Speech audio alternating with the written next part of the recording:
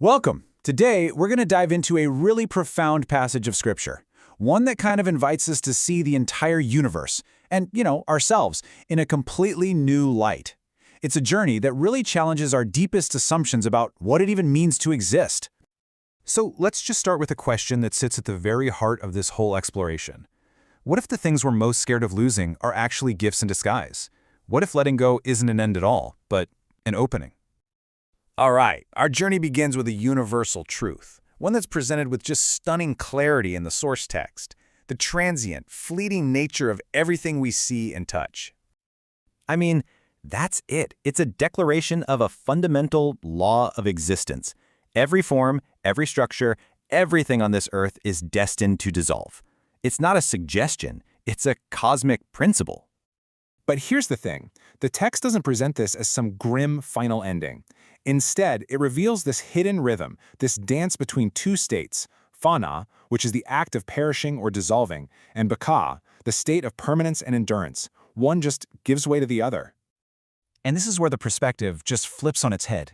Mystical thinkers, they don't see this process as decay at all. They see it as this profound act of generosity. Their argument is that things have to fade. The veils have to be removed for a deeper, more essential reality to finally be seen.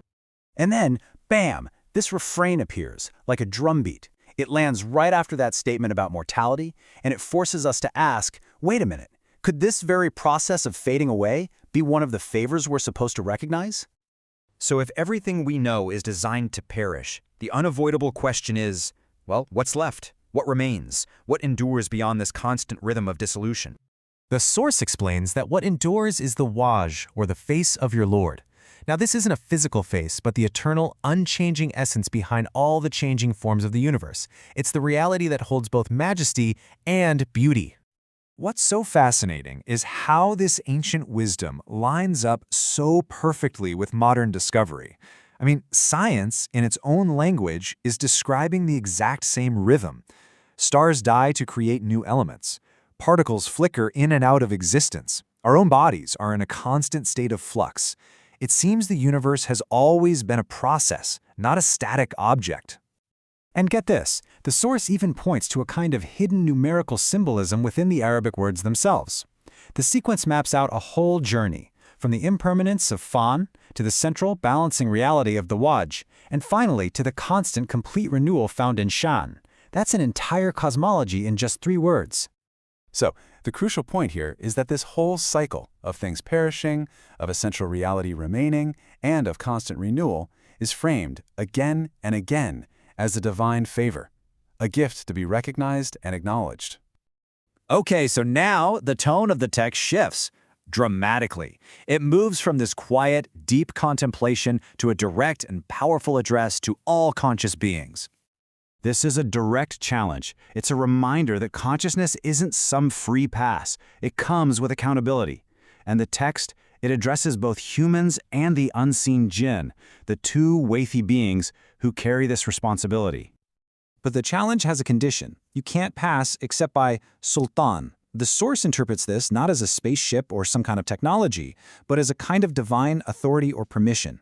It suggests that true transcendence comes from submission to divine law, not from trying to escape it. And even this boundary, this cosmic law that we can't break, is presented as a gift. It's a framework, a structure, a mercy that holds reality together, and we're asked to recognize it as a favor. Now, this grand cosmic drama, it isn't just happening out there in the stars. The text now turns inward, revealing how this is also an intensely personal story, a theater that plays out within our own hearts. So here we see the text working on these 2 profound levels. There's the outer aspect, this grand confrontation with accountability, a day of judgment, and then there's its inner twin, the personal, intimate moment of awakening that happens right inside the self. The scripture uses this really powerful, almost terrifying cosmic imagery. But the mystics, they see this as a metaphor for an inner event. The sky splitting open? That's like the protective veils of the heart finally tearing away under the light of truth. The marks of the guilty? That's just the inner state, the light or shadow within, becoming visible on one's face. The great mystic Ibn Arabi describes this moment so beautifully. He says this is when the soul finally witnesses the divine majesty that was in fact always present, always near, just hidden behind the veil of our own unawareness. And here, that refrain does something extraordinary. It ties even the fear of judgment to a sense of gratitude. It suggests that the act of justice itself, the unveiling of truth, is a profound form of mercy. So, what does this grand cosmic theater mean for us, right here, right now, in our daily lives? What's the practical takeaway? Well, I think the invitation is this. Don't fear the fire of awareness that burns away our falsehoods. The real danger is the spiritual numbness that lets us live comfortably with our own illusions.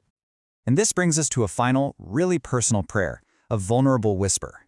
It's a plea that when our own worlds inevitably fall apart, when our inner heavens crack open, the experience becomes a source of light and guidance, not destruction and wrath. And this leaves us with a final, provocative thought. The journey through accountability, through the unveiling of truth, it isn't meant to be an end. It's the beginning of a profound transformation, turning fear into nearness, and turning the fire that purifies into the light that guides us home.